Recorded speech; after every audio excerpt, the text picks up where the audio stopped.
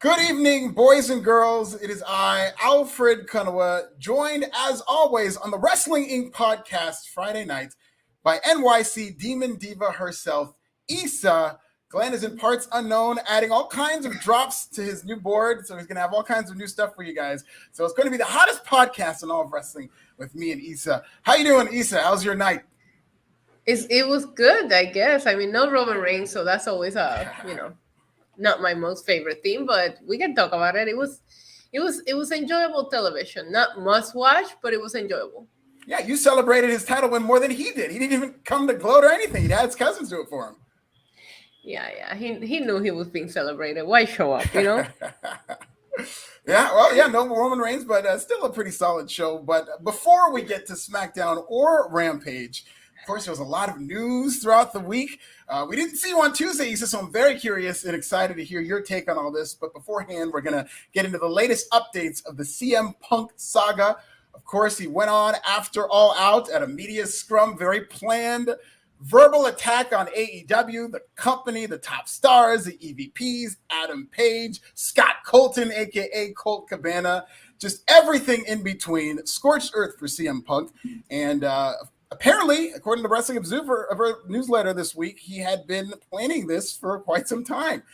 Weeks ago, he had told those close to him, reportedly, to watch out for the press conference, that it was going to be very interesting. And if you did watch the full press conference portion of CM Punk, he did seem to immediately go into his grievances. He was not prompted by a question. I know there was a cutoff version on the AEW channel, but if you watch some alternate angles, he immediately goes for Nick Hausman, and they go back and forth. He picked on our guy, Nick. Man. Yeah, he was planning to do this. There's a lot of hints that that he was planning. And really, aside from all the ugliness of it, did cut a very long, I wouldn't say well thought out, but clearly he thought out what he was going to say and went on a tirade. And also, it came out that CM Punk is indeed injured, a triceps injury that's going to keep him out 6 to 9 months. Of course, Tony Khan vacated the AEW World title and the Trios titles, stemming from the brawl that happened right after CM Punk's Scorched Earth shoot promo between him, a steel joined CM Punk in defense or offense, depending on who you believe, against the Young Bucks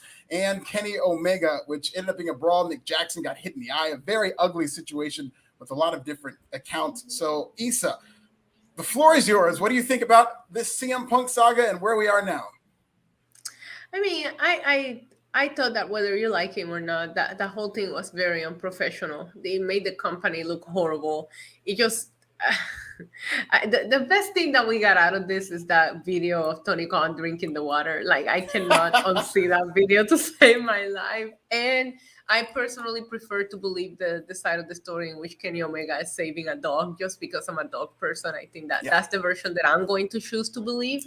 But yeah, the whole thing was very unprofessional. But like you said, it looked thought out, not scripted, because what he said, I just didn't know what he was trying to accomplish with this, right? And maybe you want to tell your story about the whole Colt Cabana thing because it's been out there and so many back and forth with how this thing went. But then when he went in on the EVPs and the whole Hangman thing, according to him, he got his receipt a few weeks ago when he came out there and did what he did, on that unscripted promo. So why are you still going on about it?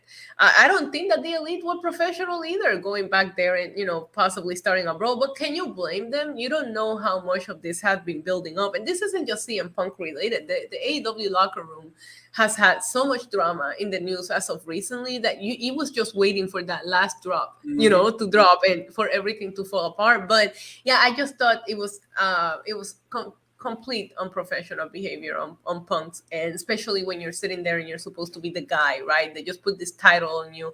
There's a part of me that wonders, did he know this injury was so bad that he just said to hell with all, because he might not even come back? I don't know. Maybe he didn't know. I will forever speculate that.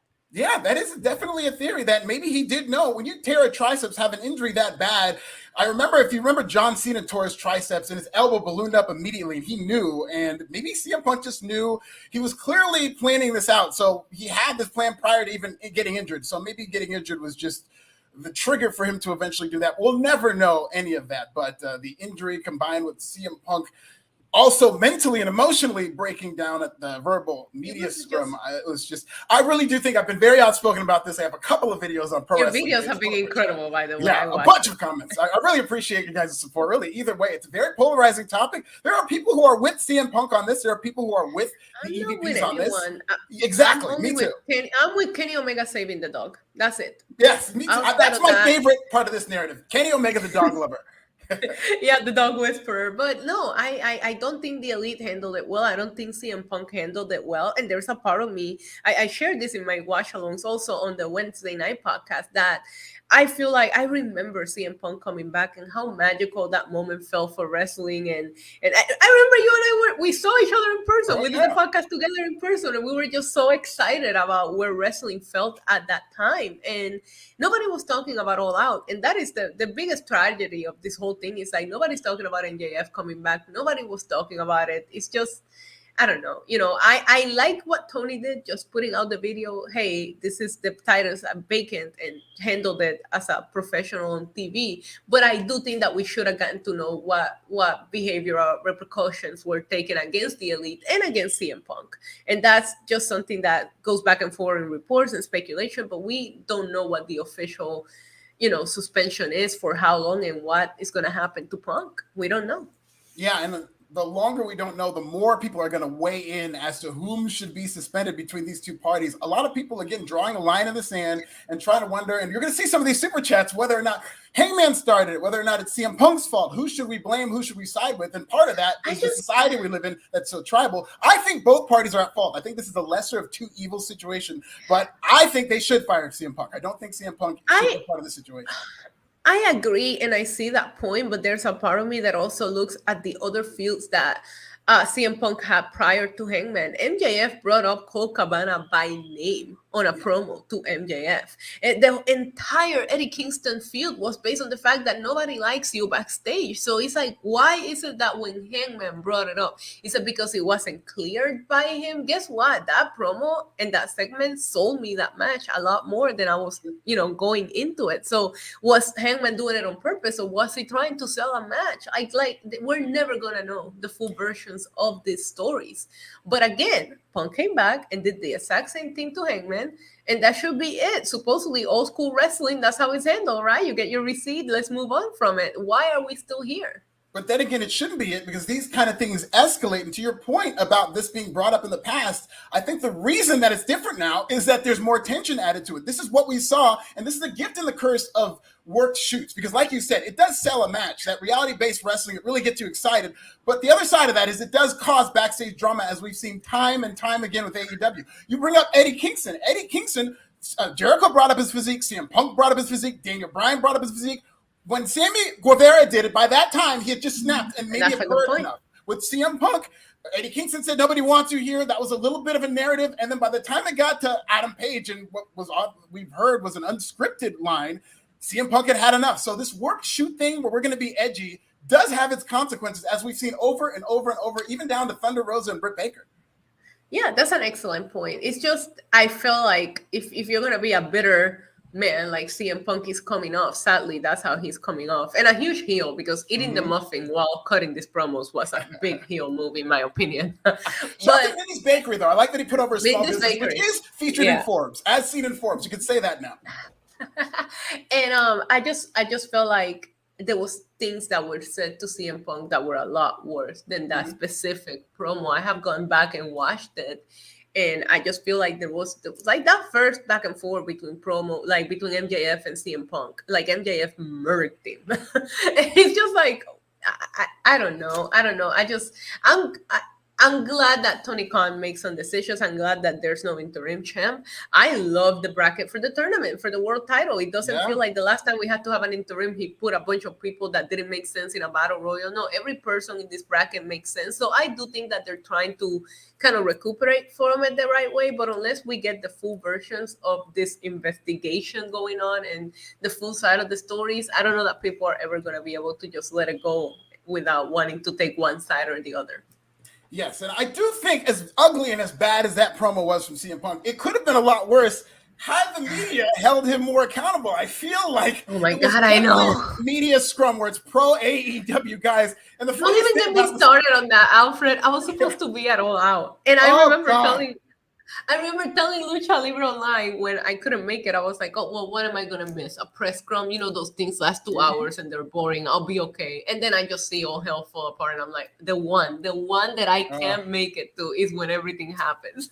I would have loved it for you to be there, Issa. And shout out to Nick Hausman. It's a low bar, but Nick Hausman is the MVP of these AEW media scrums in terms of actual real questions, because there's so many people in that room terrified of Tony Khan that as CM Punk goes on this 10-minute tirade, he's talking about real life. He's talking about Colt Cabana, Scott Colton, Hangman Adam Page is an empty-headed dipshit, and the Young Bucks couldn't manage a target. I mean, he says one newsworthy thing after the other. And I believe the first question after that was, so how's your ankle feeling after this match, Mr. Punk? Who cares about the goddamn ankle? I want to hear more about this. Ask him about Scott Colton, or how does he think that the Young Bucks leaked these stories? There's so many questions, and the last thing on my mind was about CM Punk's ankle. It's like Kanye West goes on a Twitter tirade about the Kardashians, and your first question is, so how did you make Jesus Walks? Who cares about Jesus Walks? I want to hear about Steve Davidson. I do kind of. Jesus Walks still slaps to this day, but agreed.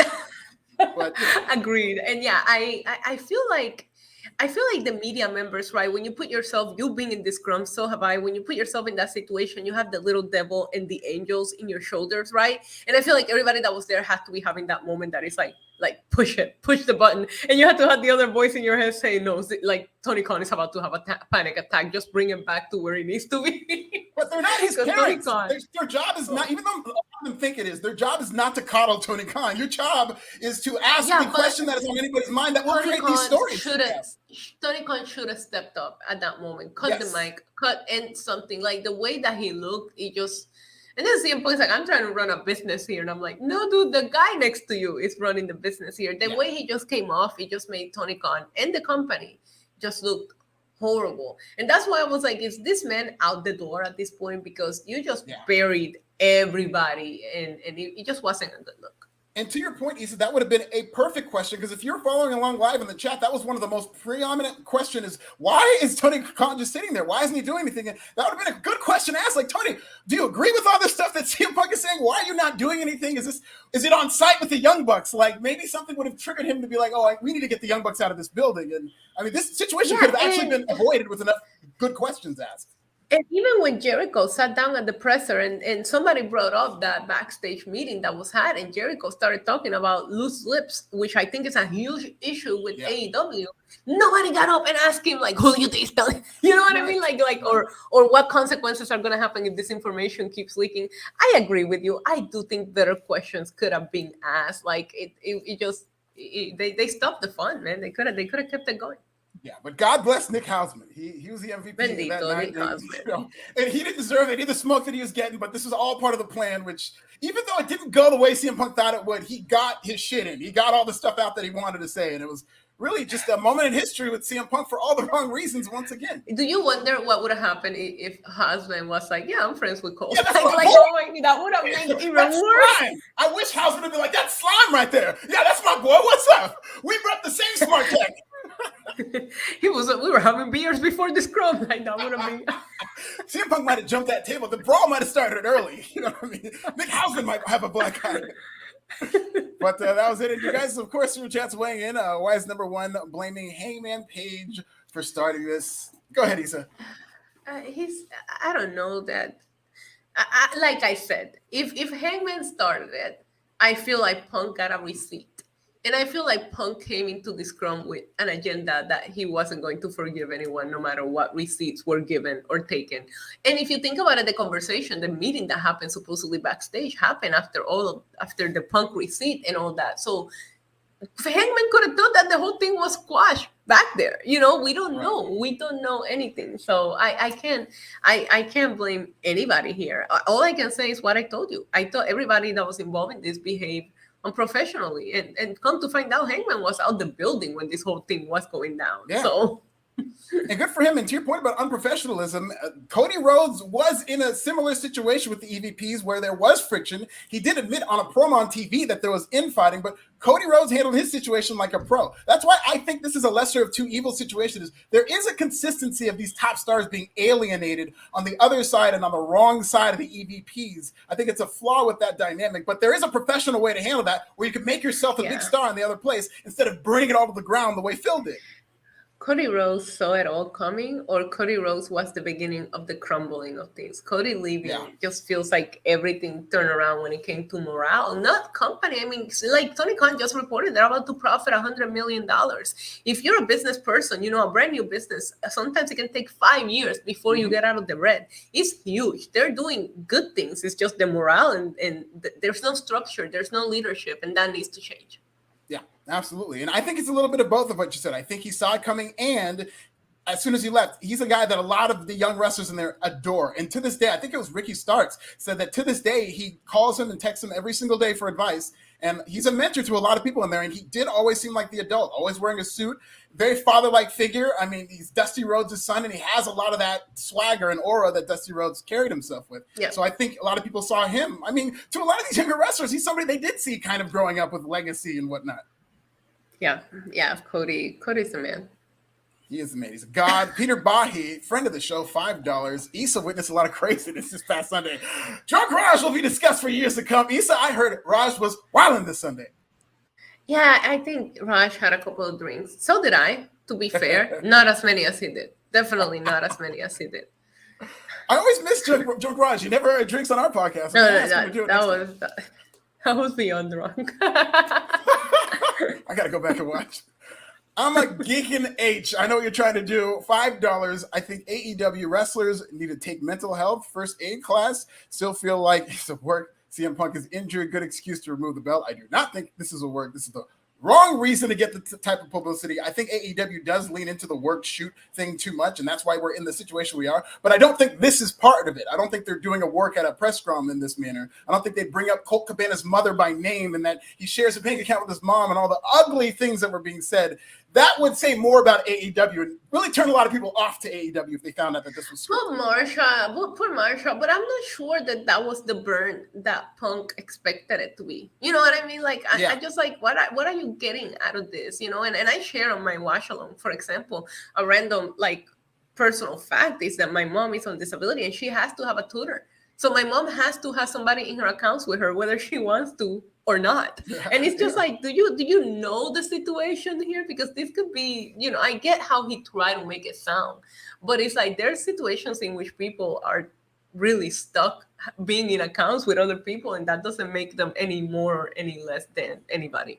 Yeah. Well, I will say it did get me to watch because I got some texts about, wow, CM Punk's really, are you watching this media scrum? And at first I'm like, hell no, I don't watch those things. But then I started getting, he's starting to go off, CM Punk going off. And still I was like, yeah, of course, that's what he does. But then somebody texted me, he just called Colt Cabana's mom out her name. And I was like, okay, this I got to see.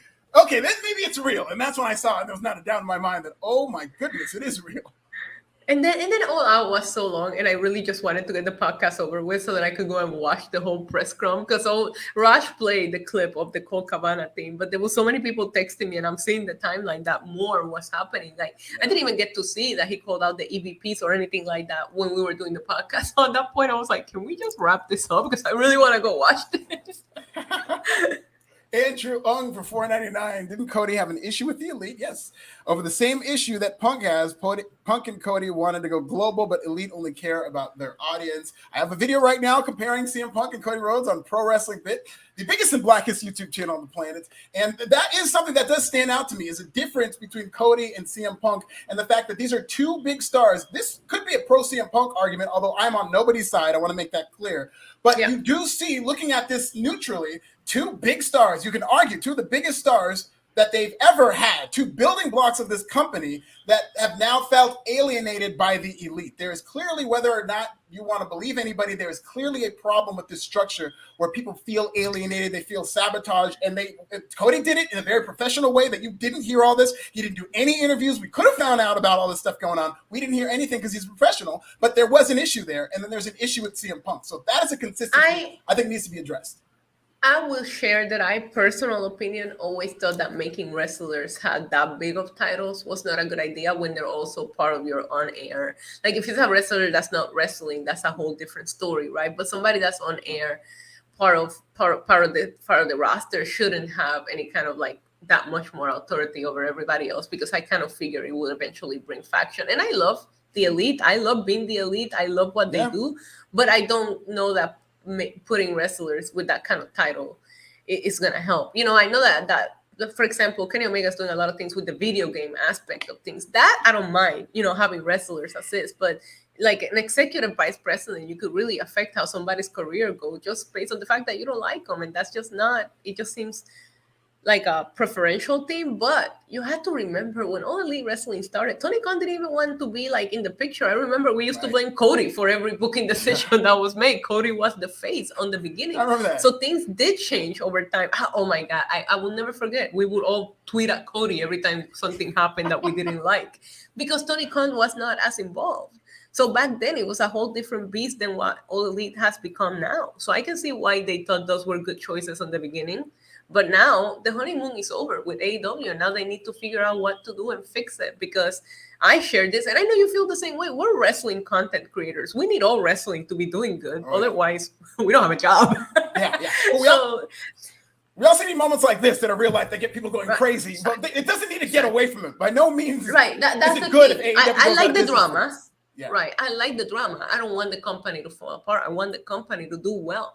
I just want AEW to go back to feeling like an alternative. And when they started trying to become competition is when things just started getting funky. I liked it back in the day when it just felt like something different than watching WWE. Yeah, and this has been building. This has been all kinds of backstage drama leading to this moment. So people who only want to address, well, Hangman started it, CM Punk started it, well, he threw the first punch, this, that. It goes further back than that. And I think all these backstage issues created a tension that made this inevitable. Whether it was going to be CM Punk or somebody else, there was going to be something like this because a lot of people got involved. And I think this was just a lot of people just letting out a lot of steam. Yep, agree. Hey, Peter, leave my dude Savio Vega out of this. Nightmare Me for $5. I love this super chat because this is something I have written down that I want to address that I don't think anybody has brought up.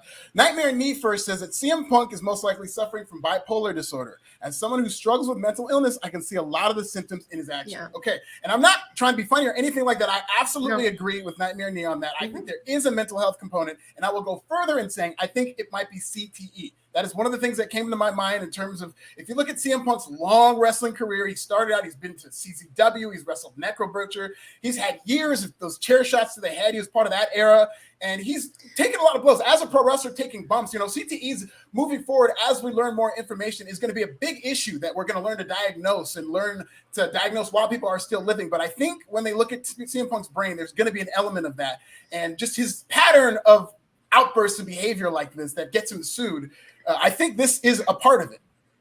There's so much to bring up, and I love that super chat as well, because if you think about it, there's so many, we don't even know childhood issues, how he grew up, abandonment issues. Like there's so many things that can build to other mental health issues. I like your theory of CTE because this man has been wrestling his whole freaking life, right?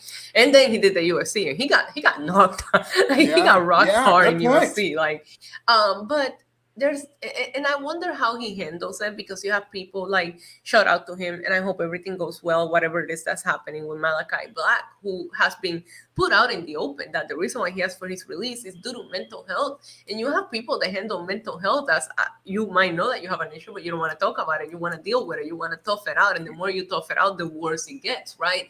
So it just really makes you wonder if there's like another issue. There's so many mental health conditions, and like you mentioned, a possibility of CTE. There's a lot going on there. I just hope that this break helps him, but I feel bad because he just had a pretty lengthy break and he came back seeing even worse. So I don't know what it is that he needs at this point. And a shout out to Peter Bahi. Just watch Pro Wrestling Bits. You are gold. You are gold as well. You're platinum, Peter Bahi. Platinum P is what we're going to start calling him on this podcast. Let's get to a couple of other news stories stemming from the CM Punk issue. There was a backstage meeting. It was said to be kind of a players-only meeting. Bryan Danielson, Chris Jericho, Jon Moxley. It was described as the best meeting they've ever had. Did you see my tweet about that meeting? No, what did you say? I saw a couple. Which one? I tweeted about how this is exactly what the AEW roster needs, because Jericho will step up to the plate and then be the legend, like the voice of reason and experience. Yeah. And then Daniel Bryan will come in and be like, guys, we have bigger problems to worry about, and pull out a PowerPoint about the global warning. And then we close it up with Moxley telling everybody to go fuck themselves. It will for everybody. Yeah, that's it. That's exactly how you raise locker room morale. I hope that's exactly how it went. That sounds like an awesome meeting. Me too. But they said it was a good, positive RAW meeting. Kind of an indictment further on Tony Khan's leadership, because Tony Khan had a backstage meeting and it led to them eventually fighting anyway, whereas it felt like the talent needed to step up and have a players-only meeting, and apparently went well. There was a lot of positive energy at the AEW Dynamite tapings, and Jon Moxley's promos getting a lot of praise. And I think that's going to be the thing. The next AEW World Champion is going to be a company man. Yeah, Moxley's promo on Wednesday is one of the best that man has cut in his career. It was believable. It was relatable. Yeah. I really do think that these are three names that you will want as your real locker room leaders. I think Moxley needs to start getting more credit, because, my God, has he been the MVP and the most reliable guy that Tony Khan can count on when everything goes to shit? So I'm excited to say I can see all three of those guys being somebody that the younger talent or the clueless people that don't know what's going on right now will look up to and listen to. This title might come down to who can cut the best pro AEW promo. Who's got the best We Are AEW material? Because they're going to need a company guy. They're going to need the opposite of what they just had. They're going to need somebody they can trust, because this title has now been taken off CM Punk 2 times for both injury and melting down. And I disagree with you. It's going to come down to who can take a pin from MJF, because whoever wins this is going to lose it to MJF. So what kind of title reign do you want to give someone? I see some people saying, Bryan Danielson. I don't want Danielson's first run as world champ to end. And I do think that you have to capitalize on how hot MJF is with that ship right now. I think, give it to somebody that can take a pin from MJF sooner rather than later. Sure, but I do think that it might be something that they could absolutely draw out if they want to add value back to that title, because I think Tony Khan might get a little gun-shy. Make it to the pay-per-view at least. Exactly, yeah. It might get a little gun-shy about it changing hands now. It just changed hands with CM Punk. They changed hands with the unification match, and this was a title when they started. Didn't change hands for a year on average, where we'd see these long title reigns that Tony Khan's a Jim Crockett type guy, and that's what you would see. Somebody said put the title on Larry, and I 1000% agree with that statement. Let's go. Sheet Black. This is for you, Nightmare Knee, so I'll put it out there once you answer the question. Is Nightmare Knee a Street Fighter 2 or Cody Rhodes reference? I hope Cody Rhodes. But Street Fighter 2 is dope too. Yeah. Finally, with the AEW rating, AEW Dynamite, a lot of people interested what it would do. It did 1.035 million, which I think is what it would have done anyway with the all-out pay-per-view, a world title change, MJF on the show, MJF returning. So I do not think that this CM Punk drama added to it really much at all, because it was essentially last year they did 1.3 million for their Fallout. The year before they did 1.01 million. And then even 2 weeks ago, they did 1.049. So it's about what they've been doing. But 3 weeks of 1 million viewers in a row is good for AEW. Yeah, it's great for AEW and it's exciting. And the highest rated segment was NJF's, of course. So good for him being back. But I was talking about this in one of my streams. We all live in this wrestling bubble. We know what's going on, right? Because we cover it, because we're hardcore fans. But the IWC is a lot smaller than what people give it credit for. Like it's not as big as you think it is. I was seeing people go back and forth on Twitter Spaces, they're gonna get 1.2, it's gonna bring 100, 200,000 viewers. And I'm like, no, it's not. We are in this bubble. We know what happened. Nobody else cares. It's not any show. But I'm happy that they finally got that million over 3 weeks in a row. Hopefully they can stay at that. Consistency in their numbers have been something that AEW has struggled with. So this is a good sign for them. Yeah, and Derek Sabato brought up a good point on Twitter, Wrestling Researcher. He said that this whole CM Punk drama was exclusively online. This was never brought up on TV. The backstage fight, everything was on YouTube through the dirt sheets. This was absolutely 100% an internet story. So it would have been interesting to see how that translates. And really, I really don't think it did much. And what you're talking about is, what it reminds me of? It's us on the podcast. We're both Big Brother super fans, right? I love Big Brother. I've never. Did you watch it last night? I haven't seen it in a week. I haven't seen both episodes. I'll watch them right after. You have to watch last night. Okay, I can't wait. Watch last night. Okay, I cannot wait. But we love Big Brother, as you guys can hear. But Issa watches all of the live feeds. I did try that one year, but I felt like it just brought me too close, and I just enjoy it more on TV. More people watch Big Brother than pro wrestling every week. And I watch every single episode on TBS, but I do not know what goes on behind the scenes in terms of how people and are it's edited. a complete different edit. It's a complete different edit, and they present these characters on Big Brother a lot different because the live feeders, I don't keep up with the feeds, but I watch recaps. So you have a lot of YouTubers, great YouTubers that just give you a 10-minute video telling you, what happened last night. Rob has a podcast.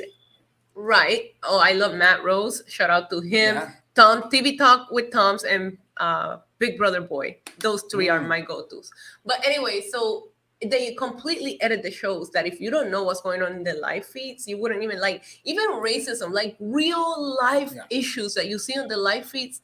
Sometimes they don't even make it to TV unless it becomes such a big deal that they have to show it. Like, it's crazy. And it's because they know the version of the people that watch or keep up with the live feeds is a small portion to the people that actually watch the show, which is why I thought that the way that Tony Khan handled it, just saying, hey, these titles are vacated and this is how we're going to handle it, was the perfect way to do it. Don't bring up the drama that half of these people watching don't know about. Yeah, and that's actually the only time I do go on Twitter, and I do get a lot of Twitter activity about Big Brother, but sometimes I like somebody a lot, and I'll just be like, this guy's a really cool guy. Better not be racist, and I'll go on Twitter and see, did he say anything that they cut out that I didn't see? And so it's two completely different universes, but the live feed nation is like the hardcore audience. They're the people who follow it on online, but there's a much bigger audience. I would say maybe 80% of Big Brother's audience are people who just watch the TV show. I didn't used to keep up with the live feeds until I can't recall which season it was, but I remember going on social media and people being super unhappy about the way that something was handled. And I'm thinking, why are they so mad at this person? And that's when I started making a point to at least watch these daily updates just to see what happened on the feeds. Unfortunately, like you said, once you like one tweet or two, it always shows up on your timeline, so it gets spoiled no matter what. But that's the reason why I started keeping up with it, is because they were presenting on TV a complete different version than what really goes on in the Big Brother house. Allison Tuckwab, a friend of the show, for $1. Thank you, Allison. Nightmare Knee Press Nightmare, M. Bison. M. Bison, to my calculation, the greatest final boss of all time in video game history. Fight me. Okay, I'm glad that you're saying video games history. So I was going to say, we know the best final boss is Roman Reigns, period. But I thought you were going to say Miko Satomura, man. I went on a deep dive on her after NXT Worlds Collide. I mean, she's the final boss, let me tell you. Yeah. So let's get into the SmackDown show. Speaking about Roman Reigns, he was not on this show, but we didn't open with Solo Sikoa. We immediately opened with the instantly classic pairing of Sheamus and Gunther in the form of the Imperium versus the Brawling Brutes. They had the match you thought they would have, very physical match. Spill on the outside, Sheamus hits Gunther with a knee, and then in the ring, Ridge Holland sends Kaiser to the mat, and Giovanni Vinci, he gets the tag in the Imperium Bomb, and they beat the Brawling Brutes. So again, a victory for Team Gunther. I really hope they just stretch this thing out because I want to see Gunther and Sheamus again, and I want to see Sheamus win the Intercontinental title. I was looking to see when they're in Europe again because I think that'd be really cool if they did this in Ireland or something like that, but it seems like they're not going to do it until 2023. So whenever they can, I want to see Sheamus capture that title. Yeah, on behalf of the Big Meaty Man Slapping Meat Association, special shout out to Gunther and Sheamus for getting the pristine 5-star rating as they should have. Match of the weekend, hands down. I knew it. As soon as it was announced, I told you that's the match that I'm looking forward to the most, and they deliver. I didn't mind seeing a different version of it. I love seeing Imperium back together in the main roster. That is a breakup that I never thought makes sense. Like, why did they bring these two up and let Giovanni in NXT? Like, he really went on. He had a couple of banger matches in NXT, but he didn't do anything. He could have been up with Gunther the entire time. So I was happy to see them together. And this match slapped. I love seeing our friend Butch look more and more like Pete Dunne, behave more like Pete Dunne. He's got the mannerisms. Now we just need some of these names back because it still bothers me that we have Butch and Gunther when we know who they should be. No, because of you, I've grown to love Butch because of that drop. And you're going to have to do that live, Issa, because we don't have Glenn with the soundboard. And we were keeping you well alive in that podcast by using that sound drop. The streets love it. So somebody, you know, Butch is our safe word. Somebody needed to yell out Butch at that press scrum. Butch. Oh man, they really did. That's all Tony Khan had to say, and I would have understood. Then I would have been Team Tony. Yeah, that would have been, if you and I were in that press scrum, we would have been elbowing each other. Butch, bro, Butch. Anything after Butch would have been abuse. Yeah. Oh my God, they should have absolutely done that. So we get the opener again, banger of an opener, good match. This has been something in the Triple H era that I've noticed. And they gave him a lot of time too. Yeah, that's the thing. I think they were in there for like 20 minutes. Long opening matches, not necessarily. It's funny because The Rock had that famous promo making fun of Triple H's boring 20-minute promos. But now Triple H in the era, he likes doing matches, and I liked it. I like, especially with this pairing. It's not always good with the match, but this pairing was riding a lot of momentum coming off of their instantly classic match. God, I love the match. The only flaw was that Sheamus didn't win, but I really love this match with Gunther and Sheamus. I need to go back and watch it. I need to go back and rewatch it. And I don't say that about a lot of matches, but that is one that I really want to go back and rewatch. 100%. We get Solo Sikoa coming out to join the Bloodline. Sami Zayn just stole this entire show every time he was in any type of segment. I freaking love Sami Zayn. He goes out there, he goes, as a young honorary Uso. He said growing up as an honorary Uso. And then Jimmy was like, chill. I absolutely love this. Solo Sikoa comes out there, confirms that he is here to stay. He says, when you come for my family, I come for you. And he didn't pause that. So Solo Sikoa will come for you as long as you come for his family first. Pause. There was a lot of read between the line moments because when Drew McIntyre interrupted later on, all that we hear him say is like, I want you tonight. And I'm like, somebody needs to put some adult music behind this and put a sizzle reel together. I'm like, is this episode of SmackDown sponsored by Blue Chew? Yeah, it'll be available on Brazzers. BlueChew.com/demon. Just throwing that. Oh, hey, BlueChew.com/demon, everybody. No shame in that game. Some people consider it an enhancement, you know? Yeah, Drew McIntyre. But anyways, yeah, Solo's coming for you. I love Sami Zayn. Stole the moment. And I gotta tell you something. When it happened, because you know it's gonna happen, it has to be Roman, the one that beats him up. It has to be Roman. Oh yeah, that'll get him heat as a heel. We've seen so many moments between them. Their interactions are perfect. It can't be Jay. Jay will be too predictable. It has to be Roman or Jimmy, like one of the ones that kind of like him. But I think if Roman is the one that turns on Sami, I would actually be a little hurt. It does. Yeah, it really should be him because then that would be a decision to kick him out of the bloodline. And that's a decision only Roman Reigns should make if he's being consistent with his character. Right. Drew McIntyre barges in, and this is my favorite part about this. It's kind of subtle, but it really puts Solo Sikoa over. Drew McIntyre is storming to the ring with a steel chair. It's your top babyface.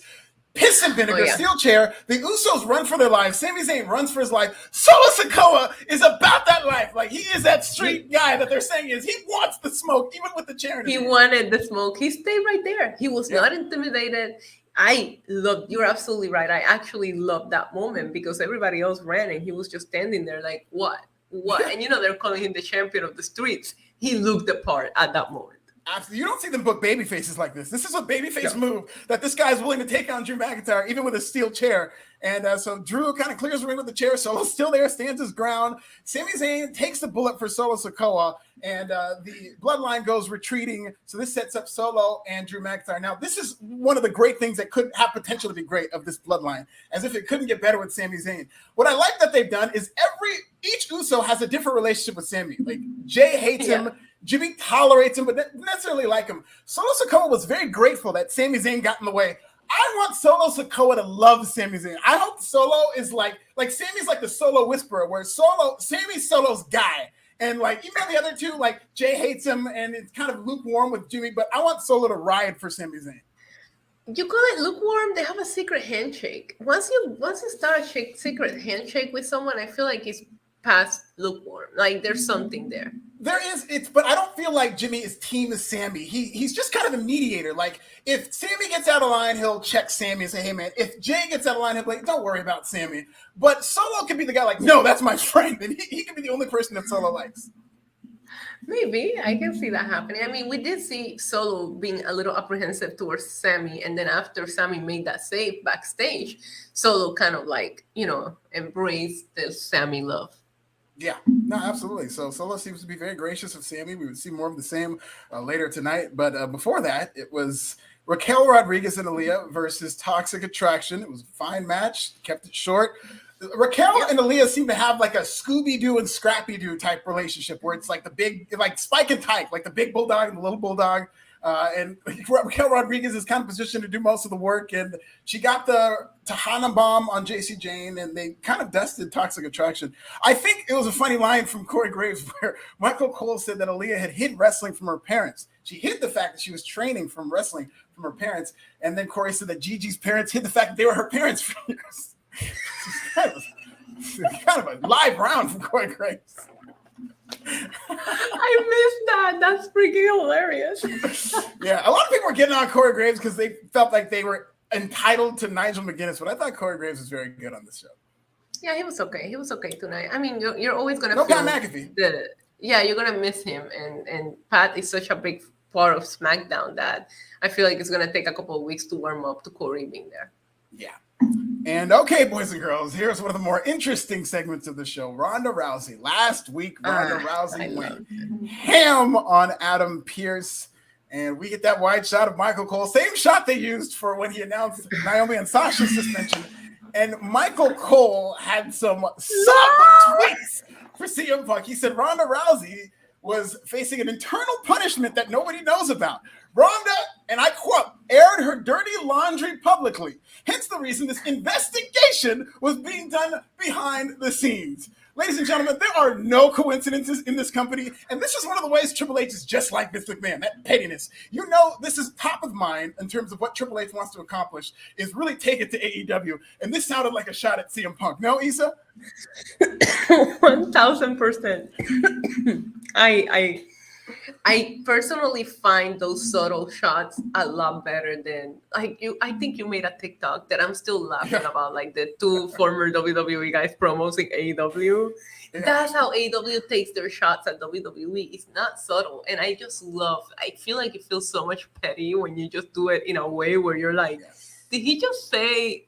Yeah, he did, right? So shout out to Michael Cole for this. Hopefully it was Triple H like whispering it in his ear. I loved it. No, I absolutely agree with you, because when it's petty like that, then it does lead to the discussion like, oh, did you guys pick up on that? And it becomes juicier, as opposed to MJF, what he did, which is, kind of like the parody that I made it. He just one WWE reference on the nose after another. It works for the arena in the room, but people are just like, okay, yeah, I get it. Like, it's not that edgy anymore.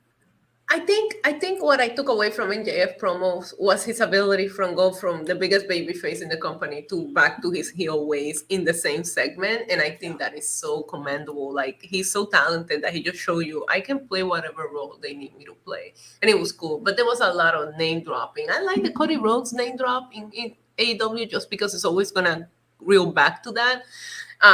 When he said good old Saint Nick, I pop for that. But yeah, their jabs at WWE are not subtle, and I prefer the more. It just feel more evil when you do it subtly than just screaming it out loud. I mean, AEW still hasn't learned his lesson of doing these work shoots. Like, I hope MJF behind the scenes sign an extension, but we're seeing tampering. We're seeing people force their way out of contracts. And the more they flirt with this idea that MJF might leave, the more WWE might try to make that happen. And stranger things have happened. I just think they're going down a dangerous road doing this. Yeah, and by the way, Triple H did a presser. He did a scrum after Clash, which they never do. Mm-hmm. And I feel bad because that's an AEW thing. AEW always does the scrum. I don't like it. I prefer media day where you get one-on-one interviews with some wrestlers. Like, I think that's better. But I was thinking, oh my God, AEW has to slay this scrum, because I really like the scrum that Triple H did after Clash. I hope WWE keeps up with the scrums. Random topic, but I feel like nobody's talking about the fact that WWE did a press conference after the pay-per-view, which they haven't been doing. And Triple H just sat back and let his talent spoke, because he probably knew nobody was going to make him look like an idiot. But, I just hope that WWE continues to do that. Roman Reigns killed it. Yeah, he just comes in there, says, acknowledge me. Yeah, this is a good way to advance the storylines and how I think they should be used. Especially, I don't think the hybrid with the real media works because it kind of exposes everybody. But this, at least, is being done to advance storylines and, create content online. We do have a couple more from the Tony Khan issue. Allison Tuckwab for 199 says Tony was scared. Tony got punked. Yeah, Tony did look scared in that press conference. He did look big league. He did not look like the president of that company. You would have never known with the naked eye that that's what was going on. I can't. All I can think about is the water drinking moment. That showed up on my timeline, and I have not. I bookmarked it. Just when I'm in a bad mood, I'm gonna go back and look at that. Some bad. He's very. I don't know what it is about Tony, if it's his expressions, but he's very gifable in terms of these little, whether it's a screenshot, there's a screenshot of him just looking so defeated while CM Punk is just going off and he's like drinking one of those seltzers, and CM Punk, or Tony Khan just got like this saddest look on his face. He's a walking meme. He really is. Yeah. She the Black for $4.99. Shang Tsung, Shao Kahn, Akuma Street Fighter 2 Turbo would like to have a word. He's, of course, opposing me, and she always has great kind of counter arguments to me. I remember we argued about Michael Jordan in the Wizards, which was very fun. But yes, those are all very formidable final bosses, but I'm telling you, they ain't no M. Bison. Come for me. Okay. We move on with this show about final bosses. Speaking of final bosses, okay, so Ronda Rousey, she wins the Fatal 5-Way. They really put her over. So what happens here is Ronda submits Natalya, and the best moment of this match happens where Ronda and Sonya Deville both tap out Xia Li and Lacey. So that sets up Ronda and Sonya. But this isn't Karen Sonya. This is put your hair up and square up Sonya, which I completely forgot about. And they never even let her do her MMA thing when she was facing Ronda in that era. But they let these two do a hybrid MMA brawl, and I thought it was awesome for what it was. It was about 2 minutes. It was incredible. It looked like an actual fight. Kind of reminded me of Jake Hager and Bryan Danielson's match, which I really loved, that they did kind of a hybrid MMA match. So this is really, really cool. And Ronda Rousey ended up winning and submitting Sonya Deville. And then backstage, we get Ronda Rousey and Sonya Deville. God. Yes. As I had hoped for this past Saturday. No, Shayna Baszler. Sorry, Shayna Baszler. Yep. Her real life best friend, Shayna Baszler, and Ronda Rousey go backstage. And it looks like we're getting that alliance. And this is exactly what I want before they have that inevitable match. There's a lot you can do with this. Oh my God, she said, if you're ready to take over this show with me, let me know. And I was like, yes, let her know. Can we talk about how they're going to turn Liv heel? They probably are. I think Liv's done. Her sitting in a suite by herself, that's a heel move, if I ever saw one. Somewhere Sarah Logan and Ruby Riott were crying. Like we could have been there. But it was so funny though, because there was, I don't know if you saw it, but there was a shot of Liv from behind sitting there watching the match. And she was shaking. I don't even know she was being recorded, but I was like, why is she already scared?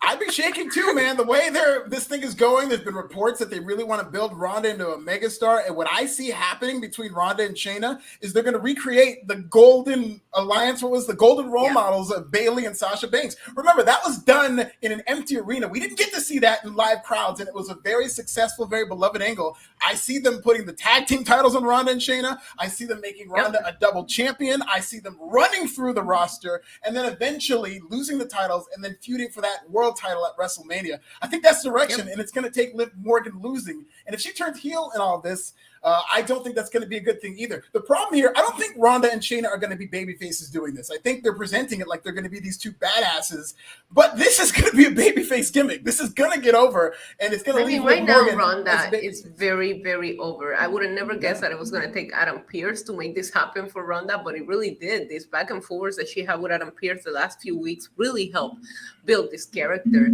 I did find it a little unfair the way that the match went today. It was like they were announcing it everywhere, and it lasted like 2 minutes, and then she had that really awesome match with Sonya Deville. If you're a fan of Total Divas, you know they went back and forth about Ronda. Years ago when they were both on Total Divas, Ronda like completely trashed like her MMA background, Sonya's. So I was like, this is a match, Total Divas in the making for years. Okay, like I remember. But yeah, overall, I think Sonya. I think Shayna and Ronda could really be something special, and some of us OG fans have been waiting for them to just come together and destroy everyone. Make it happen already. Yeah.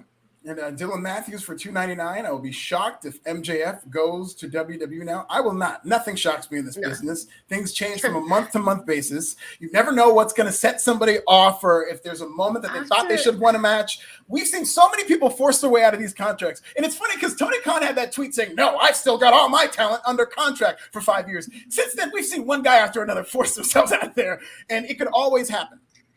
I'm going to be honest with you. After this year, in the news that we have covered, and every time that something happens, you go, yeah, it can get worse than this, and then the news just keep happening. I do not believe anything is impossible in wrestling anymore. Yeah, you really never say never. Kelvin R. Alexander, friend of the show, Sonya is one of the most talented athletic women they have. I think Sonya's gotten a lot better, and I want to see, as part of this warpath of Ronda and Shayna, I want to see Sonya and Ronda in like maybe a 10-minute shoot type match that they had, because I think they could do more with it. I was really intrigued by what was going on there. Yep. We get Los Lotharios and Maximum Male Models versus the Street Row. It's Hit Row and the Street Profits. I thought this was the best night of Hit Row since they came back. I will admit, much as I love Hit Row, Top Dollar follows me. Shout out, that's my guy. They really haven't hit the way I wanted them to without Swerve Strickland, and they've kind of found their footing. But I thought Top Dollar looked like an absolute star. He teased that he was going to do this big dive, and the place went crazy. Good crowd in Seattle tonight. But then Sophia stopped it, and man, were they furious. And Hit Row eventually ended up winning as they hit their new finisher. It's like a Samoan drop kick combination. Yep. So this was a good showing for Hit Row, I thought. Yeah, first of all, Mansoor's lace shirt, I need it in my life, like now. Yeah, this was fun. I thought Hit Row looked great here. Maybe it was the pairing with the Street Profits. The Street Profits feel a little, I don't know, like they have no pads right now. They're all over the place. They came out later for the save. For what reason? For what reason? So I have questions about that in regards to the match itself. Yeah, I'm with you. I thought it was the best that Hit Row has looked since they came back. For the record, Top Dollar follows me too. Thank you very much. Hey, he knows talent. That's all. He just follows the top YouTube creators in the country. That's what he does. Hey, you know what? I think that I really would like to see Top Dollar and Hit Row kind of connect, but I want to see more rapping from them. I think that's what got them over. It seems like they're just kind of being slotted as a generic tag team. They went on way too long. I don't think I did the show that week, but they did this rap that went on. It was like a whole rap with chorus, verses and stuff. Yeah. I want more freestyles of what they were doing, more, just as much as they wrestle, because that's what makes them special. But did you pop for Maximum Male Models pose in the middle of the match? Because I thought it was great. That was hilarious. They're doing more and more. It seems like they're not really elevating Maximum Male Models, but they're doing good comedy spots with them in terms of these matches that they're having. A Buckeye Fan 5 for $4.99. Do you find it weird that company whose backstage issues look professional and the one whose previous owner was forced out because of Me Too? That is kind of weird that AEW feels like the company that's falling apart, considering that even like a couple of months ago, the idea of Vince McMahon being away from WWE was a disaster scenario to a lot of people, where they thought, even when Vince McMahon retired, they thought, oh my God, the reason he did it after the stock market closed was, man, this stock price is going to tank. This company is going to fall apart. People are going to abandon the ship. And WWE has been very good. They've been the best they've been in years. And AEW, without this type of scandal, has really started to fall apart. Yeah, I mean, I go back and forth on that because it was entanglements. There's NDAs. Nobody really came out and said, this is what happened between me and Vince. He was using company money to pay these women off, to keep them quiet, right? But ultimately, while we know what happened, the reason why he was let go was for mismanaging company funds, really. And he wasn't let go, he retired. He would have probably been asked to step down regardless. But the only thing that he's guilty of, even though we know better, but the only thing he's guilty of is using company money to pay them off. Absolutely. That's when they could trace it. That's when the SEC got involved, FBI. That's when it became very serious. Right.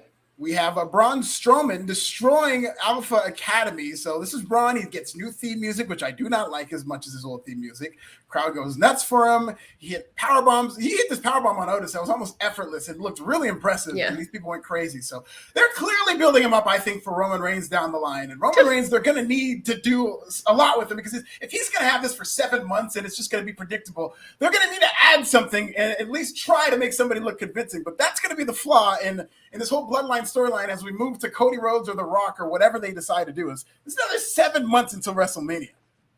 Yeah, but the limited appearances do help for that.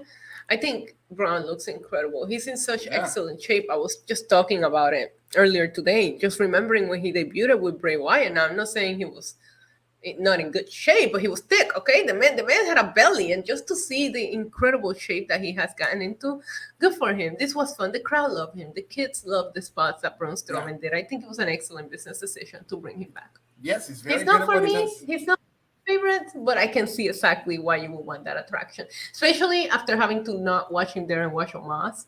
Then I was like, okay, we need a Yeah. giant, but we need a giant that's skilled. Omas cannot do some of the things that Braun can actually do. So Yeah, and he hasn't been wrestling for nearly as long, and it shows. I think they thought that they could just cut, copy, and paste with a giant, that it's Me such too. an average formula, but the level of wrestling has gone up so much, and all the little things that you need to do as a giant are things that Braun Strowman does very well, and I think he definitely adds something. And we talk about that it factor, and I think Braun had it because even when he debuted with the beard and the black mask and not in the shape that he's in, you were still Right. like, "Oh, holy crap!" Who I is remember that with that. Bray Wyatt? Yeah, but Braun has always had an it factor that makes you look at him and go like, "Oh man, this man means business." And I never really got that from Omas, regardless of how impressive his size is. Yeah, absolutely. And, Braun Strowman, ever since he was released, has just been working out with Raquel Gonzalez. They've just been hitting those weights, and that's why He's been getting all controlling shredded. his narrative. Yes, His narrative. I pray he works that into a promo. Braun, if you're watching this, please work the words, control your narrative into a promo. No, I just need him, and even if they turn the cameras to black and white, him and Karrion Kross to just do a little nod, like walking by each other backstage. We made it, brother. Just one more, two down, one to go. Poor EC3. Imagine you start this whole company because they're gonna be all in with you, and then they just leave you as soon as the phone call comes. That's dirty. Ugh, that's horrible. He must hate WWE. Drew McIntyre versus Solo, your main event. They had a good match. Backstage, Drew had cut a promo on Solo saying how pissed off he was. Sami Zayn takes another bullet for Solo Sikoa during a Claymore, and Solo hits a great super kick on him. And then if you read the tea leaves of this match, it's Solo Sikoa's debut. It's also Drew McIntyre's first match coming off a really big loss. So I didn't think either of these guys were going to lose. And Karrion Kross came in and he hit the cross jacket finisher. The lights go black and white on the screen. I think this is a little polarizing, but I think it added something. I like that they're doing this with Karrion Kross because he is about the bells and whistles, and then it fades to black. So I thought this was a cool visual. Yeah, I like that. I love the match. Solo Sikoa, and we talked about it on Tuesdays, always looked like he just didn't need to be in NXT. He looked way above NXT level in that show tonight. Like, he held his own up there with Drew McIntyre. I thought Drew McIntyre was making him look like a star, but Drew McIntyre never looked weak. They just worked well together. They had really good chemistry. I'm with you. I'm looking at this match, and I'm going, Drew can lose his first match after Clash. Solo can lose his debut. So what's going to happen here? What I didn't agree with, and I already mentioned it earlier, is the Street Profits coming out to try to stop the Bloodline. At first, it made no sense. And we've done the Street Profits and the Bloodline way too many times for it to be the program that we go into with the Bloodline. I'd rather the titles not get defended for a little bit longer and maybe build something with Sami Zayn and Kevin Owens in the future after the breakup, But I don't want to see a repeat of... I think Viking Raiders have been looking really good. Why not them? I need a breather from that. Because the Street Profits and the Usos starting to feel like the Street Profits and the New Day, just matches that while they put on bangers every time, you've seen them too many times. Yeah. So outside of that, I really liked it. I thought Karrion Kross was just going to come out and toss a water bottle and leave, but he tossed the water bottle. When it hits him, the screen turns black and white. Yeah, and then the show ends. But yeah, I said it. I said it to you guys since the beginning. Karrion Kross is coming from Drew. He'll get to Roman, but he's always been after Drew since day one. So that's gonna be the next feud for Drew McIntyre. And that answers a super chat, which I completely agree with you, Issa. Stephen Mark Gucciuli for $1.99. Kross versus McIntyre. The winner gets Reigns at SummerSlam. I do see that being the path. Is that? I think he means Survivor Series. Survivor Series. So yeah, absolutely, because we're going to November. Survivor Series in November. I could see it being Roman Reigns versus Karrion Kross. I'm very, very. This is the most excited that I've been for a Survivor Series in forever, because the brand versus brand thing. I'm hoping Triple H ends that, and maybe we'll get real Survivor Series. And if that's the case, the Bloodline might build their own team. They have 5, if you think about it.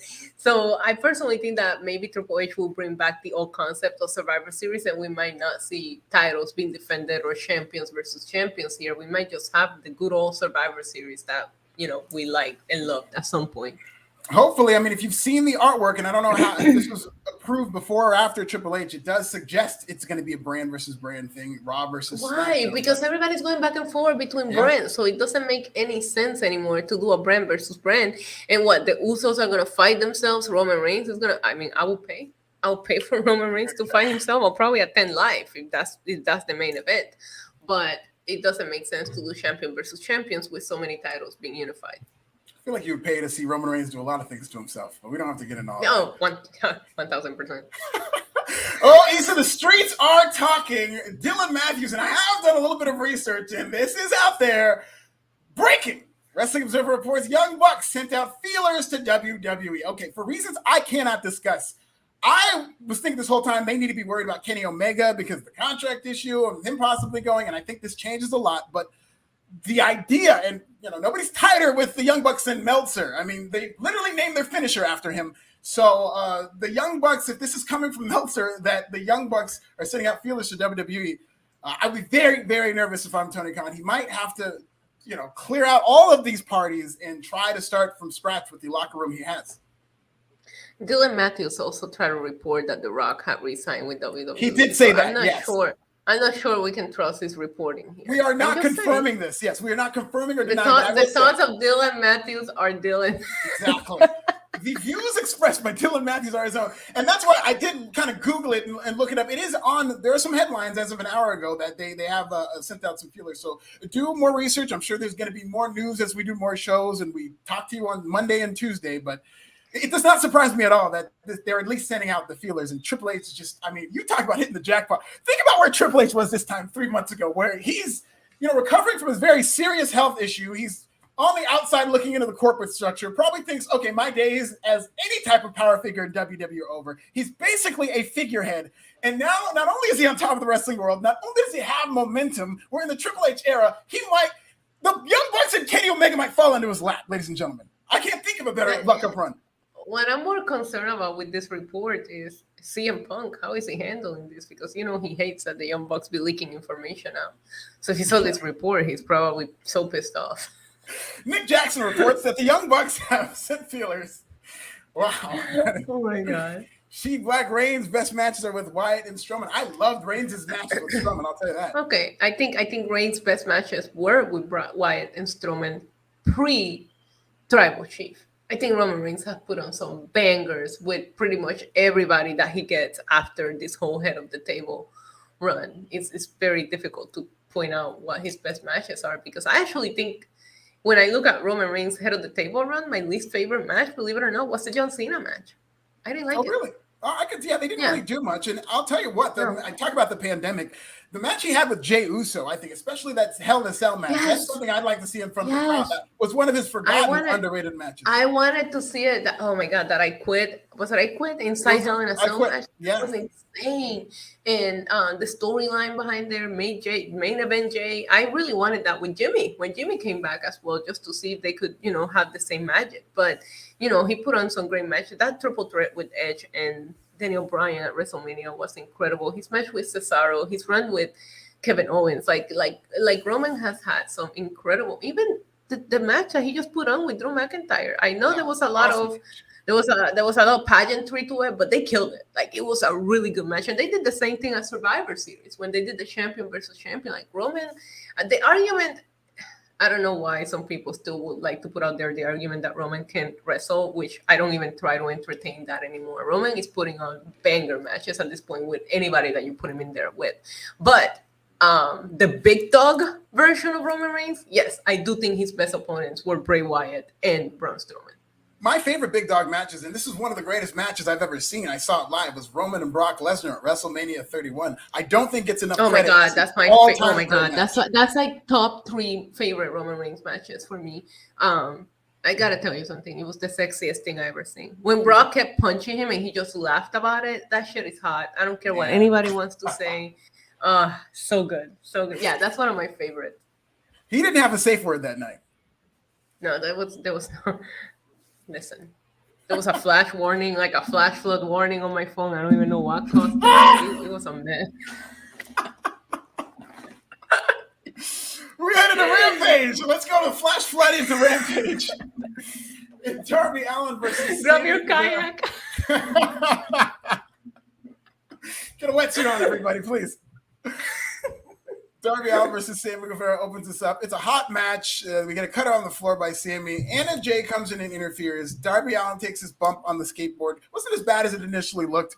Didn't really get all of it, which is good because that looks like it would really hurt. And then Darby Allin loses. Sammy Guevara beats Darby Allin and moves on. Great. I don't think Darby, either one of these guys is going to make it to the end. But again, when it came to the brackets and seeing names that make sense, it did make sense. I thought Sammy made a little more sense than Darby, because Darby kind of being in the losing end when it comes to singles matches. Like, yeah, he won that coffin match, but that's a gimmick match. Brody can beat him in like a normal wrestling match, like twice, right? So, but regardless, I don't think either one of these guys is going into the end. But if he gives us a good tournament with good matches, let's just go for it. And it's good to see two AEW Day One pillars being here that haven't won this title, competing against the guys that have won the title. A great match. It was fun. I thought it was the right guy that won here, just because, like I said, Darby's been in the losing end a lot recently. And yeah, but I don't think either one of them is making it to the end. So, okay. We get Samoa Joe. He is interrupted by Mark Sterling. He says that Josh Woods saved his life. Samoa Joe challenges Josh Woods. Sterling stops him. We're getting this next week in Albany. Are you fired up for this week, Issa? I'm always fired up for Samoa Joe wrestling. I think next week's Dynamite is shaping up to be very, very good. Yeah, and Sterling did say that because Tony Nese's gimmick is that he has abs. I mean, there's really nothing else to him, it doesn't seem, in terms of how people book him. So Sterling said that he has more abs than Samoa Joe has had matches in AEW, which is true. Samoa Joe has only had 5 matches in AEW, and Tony Nese has, I believe, 8 abs. He's got like an 8-pack sometimes. Yeah, depending on the angle. Yeah, depending on how he's training. You know, if he's on keto, it's 8-pack. Yeah. We get Miro talking about how he's pissed. He's blaming this on God that he's not in this tournament. He's flexing his pecs every time he delivers a punchline. And he says he's flawless. He says, belt the Redeemer now, because he's upset with God for not putting him in this tournament. Are you upset that Miro is not in this tournament, Issa? No, because I haven't done anything for him to earn his way there. I mean, you haven't done anything with Miro since he lost that TNT championship. Yeah. And that was his best. I mean, is it a name value and he would have gone against people I want to see him go against? Yes. But I will be a hypocrite if I tell you that I hated everybody they put in the Battle Royal for the first tournament, you know, when they were crowning the interim, because none of those people deserve a title shot. So I can tell you that Miro is in a position right now where he hasn't even had a singles match in forever. Great promos. I mean, if the brackets were based on people that are great on the mic, he should have been there. He should have gotten a bye. But he hasn't been wrestling enough for him to earn a way into the bracket. So no, I'm not upset. I think it doesn't make sense to put him there. Yeah, it does make the tournament look like it means more too, because the people who are in it, it seems like they've actually earned it through wins and losses, which AEW likes to promote. Right. We get Serena Deeb and Madison Rayne. I think Serena Deeb looked incredible in this match. They were going back and forth. Serena was saying that she's a real coach here. We get the table chance, but this was an incredible wrestling match in terms of holds and Serena gets a submission victory, and I mean, she's pound for pound, maybe like a top 5, top 10 wrestler in AEW. But she's way up there. Not just in AEW, period. In the world, like Serena Deeb have been putting on some great matches, and I'm just surprised that her match with Thunder Rosa was incredible. I think Double or Nothing is where they had their match. Yeah. Incredible, and I wish that we're doing a little bit more with her. But yeah, I mean, every time she's wrestling, I sit down and I enjoy what she does. So props to her. She found the fountain of youth as well. She keeps looking better and better every time I see her. Great physique and great shape. She has great submission, good striking. I mean, everything she does looks crisp. I think there's a reason she's a coach. Yep. We get Jade and the Baddies. I thought their promo was excellent. They're doing kind of like the Usos New Day influence, where one person says something and she says, and they had the timing down. I thought it was really good. Yeah. Cut the shit out, Fred. Cut the shit. Yeah, she's calling everybody out. I liked it. She's great. Jade is great. I just love her. She's incredible. She has it. I was a fan of Jade with the long dark hair, but she said she didn't like the long hair. I saw her tweet about it, and I was like, man, when she came out in the She-Hulk outfit, but the long dark hair looked so good on her, I was hoping she was keeping it. But it doesn't matter. She'll look good in anything. So yeah, it was a fun promo. I wish Jade was world champ.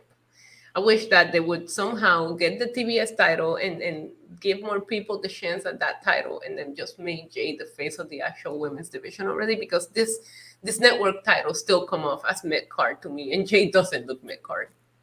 Yeah, but I would argue that the TBS title is the more important title than the women's title, because with all due respect to Thunder Rosa, she really wasn't booked well as champion. So I think it took it down when she won it. And now it's an interim title. And Jade Cargill, she's undefeated. The big white whale out there is beating Jade Cargill. You can make a star beating Jade Cargill. We've seen that you cannot make a star just by winning that AEW women's title. But if they pick the right person, you don't care about the women's division. So it's like, what star are you going to make when you're not booking you just booked Toni Storm in a match with Penelope Ford for no reason whatsoever on Dynamite, and it's just like you're already booking her in the same way what you were doing to Thunder Rosa, putting her in nothing matches just to feature her out there. Like, they haven't had a compelling storyline with the women in a long time. I actually think the last time I was invested in a storyline was Britt Baker and Thunder Rosa, and they've been building this since old school AEW. So old school AEW, like the companies that old, but you know what I mean. Yeah, but you know what I mean, right? And I actually feel it's the only good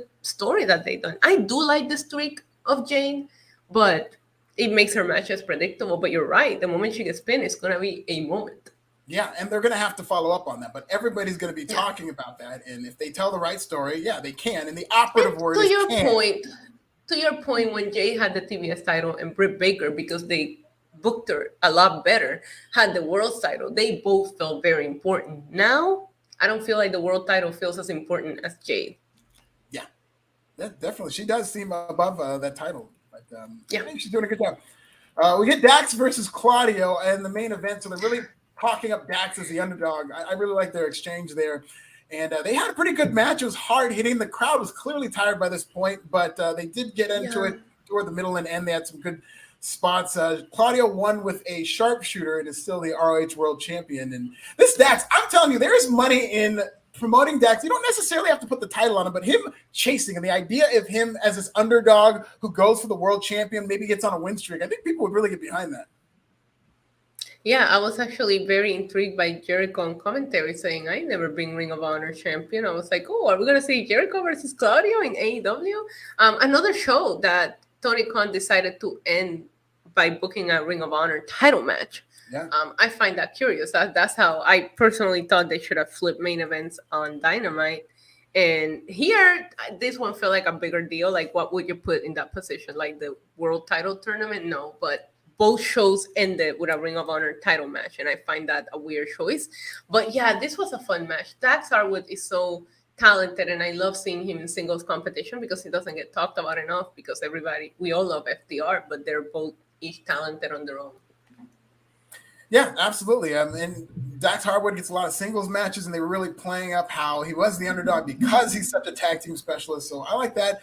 And they had a fine match, and that was Rampage. Nothing to write home about. This was recorded, so they did have the tournament. We'll see if that could be a draw. We'll see if there's a Fast National Saturday tomorrow. I don't know. I cannot tell you for sure. The streets do what they do, man. Okay? The streets do what they do. Don't get mad at the messenger. She Black for $199. Jade is the best AEW champion for a while, and I agree with that. I think she's carried herself like a champion. They're doing the Goldberg formula, and I think it's working with Jade. Peter Bahi for $5. Brandon Cutler will be the only member of the Elite retained. Like Owen Hart was the Hart Foundation. Brandon Cutler will be the world champion. Well, that is a hot take from Platinum Pete. I don't see Brandon Cutler being a world champion, but stranger things have happened. Ladies and gentlemen. They didn't even pick him to be the third in the trios. I don't even think they picked him to be fourth. But poor Brandon, he does good as well. I think he's very funny in his role. I pictured this fight in my brain so many times, and I just picture like Brandon trying to like capture everything for being the Elite. Also, can we talk about how we got trolled by all the AEW blogs this week? Sammy Guevara put on his title "Fight Backstage," and like being the Elite came out late, and we were all like, "Oh my God, is it going to be mentioned?" Nobody mentions anything about it. So. Yeah, and that's what the job is of being the Elite. It's supposed to be the backstage show, but ironically enough, it was even too edgy for being the Elite. I'm actually more curious about next week's. Are we going to have a Being the Elite? Very interesting. That's something that will be reported on, whether or not there is a Being the Elite, or whether or not it goes away, or whether or not it shows up on WWE's YouTube channel. And that's a developing story.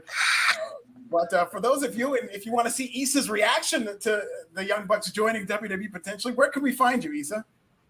NYC Demon Diva on YouTube. We're getting very close to 20,000 subscribers. I'm so excited. So thank you. There's a bunch of people in the chat here that go and watch my watch along. So I appreciate it. I know Pro Wrestling Bits pops up in my chat once in a while too. So big fan of those reactions. It's fun to watch along while the matches are going on to see Issa's reaction. And then follow me at This Is Nasty and Pro Wrestling Bits. We just passed WrestleNomics, ladies and gentlemen. So we're just exploding in subscribers. Thank you seriously to everybody who has subs. Shout out to WrestleNomics too. But it's good to be coming up. And we're just talking about all this craziness. And it's a fun time on wrestling. I really hope this doesn't get away from AEW. But it is definitely an entertaining thing to be talking about as more information comes out. Hopefully everybody stays safe, as well as you guys, because that is the end of this podcast, and we will be seeing you after Monday Night Raw this coming Monday. Good night, everybody.